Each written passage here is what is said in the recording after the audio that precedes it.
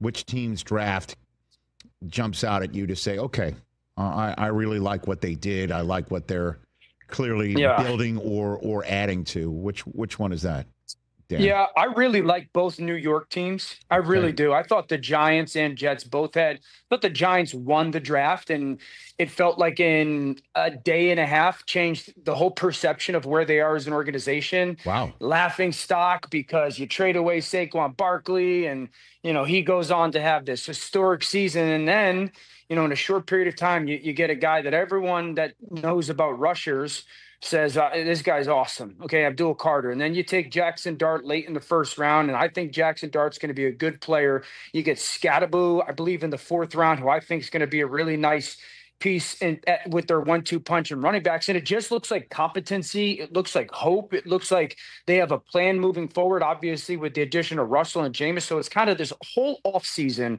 The Giants now feel like, we may have a building block of foundation for their future. The Jets, Membu, everyone raved about as a tackle. I thought, that was a great pick. I loved Mason Taylor. Candidly, I thought Mason Taylor had the chance to be a late first-round pick. I was like, man, the Rams, I could see them getting him. Arian Smith's super fast now. He's got to be more consistent with his hands.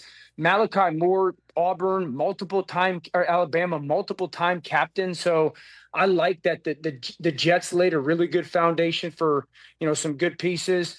Obviously, Philly had a great draft. Howie Roseman, I was sitting there with Marcus Spears and Nagandi, and when Howie took Campbell in the first round, Marcus said so many swear words out loud.